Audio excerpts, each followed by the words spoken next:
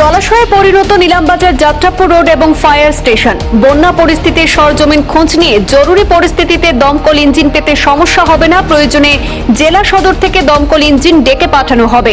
স্থানীয়দের এমনটাই আশ্বস্ত করলেন শ্রীভূমি জেলা ডিএসপি মানস প্রতিম চৌধুরী।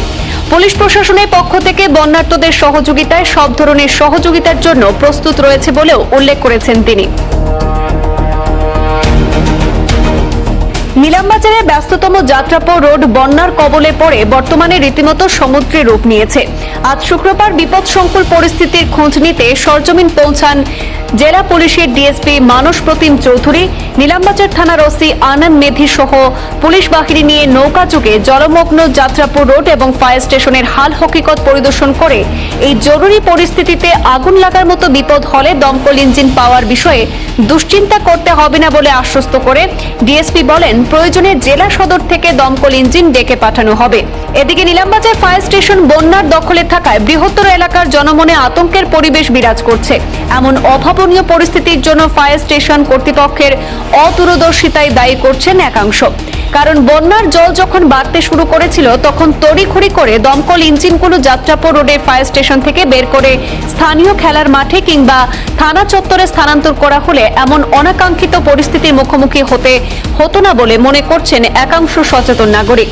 যদিও ডিএসপি এ বিষয়ে কোনো মন্তব্য করেননি, তবে তিনি অগ্নি নির্বাপক সুবিধা পাওয়া নিয়ে দুশ্চিন্তা না করতে নিলামবাজারের পুলিশকে আশ্বস্ত করেছেন।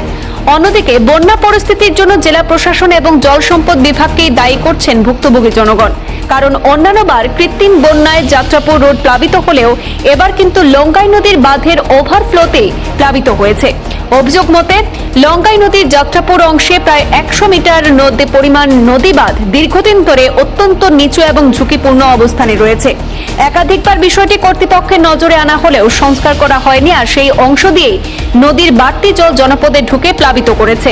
এতে বৃহত্তর এলাকার যোগাযোগ ব্যবস্থা বিচ্ছিন্ন হয়ে পড়ার পাশাপাশি মৎস্য চাষিরাও বিপাকে পড়েছেন। বন্যা পরিস্থিতি জেলা প্রশাসন বা জল সম্পদ বিভাগের দেখা না মিললেও পুলিশ প্রশাসনের পক্ষ থেকে পরিস্থিতির খোঁজ নেওয়ায় স্থানীয়রা সাধুবাদ জানিয়েছেন। থেকে পুলিশ প্রশাসন আপনার যে এই যে বন্যা পরিস্থিতি করতে দিয়েছে সে বিষয়ে আপনি কি তা কইবেন? বিগত 4 বছর থেকে আমরা এই ফ্লাডের জলের ভোগান্তি আমরা করেছি, কিন্তু এই বছর প্রথমবার নিলামবাজার থানার পক্ষ থেকে নিলামবাজার থানার ওসি স্যারের একটি ভালো উদ্যোগ দেখলাম।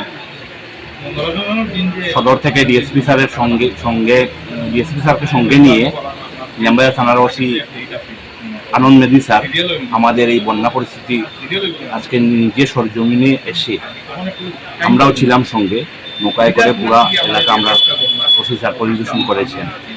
ও নিলামবাজার ফায়ার ব্রিগেডের অফিস যেটা আছে এখন এটা জলমগ্ন অবস্থায় আছে, এই অফিসেও উনি গিয়েছেন। আজকে যদি এখন কোনো ইনসিডেন্ট ঘটে, কোনো আগুন লাগে কোনো জায়গায়, ফায়ার ব্রিগেডের গাড়ি এই জলের দিকে বেরোনো সম্ভব নয়। এইগুলি জিনিস দেখে যান উনি। ঊর্ধ্বতন কর্তৃপক্ষের সঙ্গে উনি আলাপ করবেন বলে আমাদেরকে জানিয়ে গেছেন।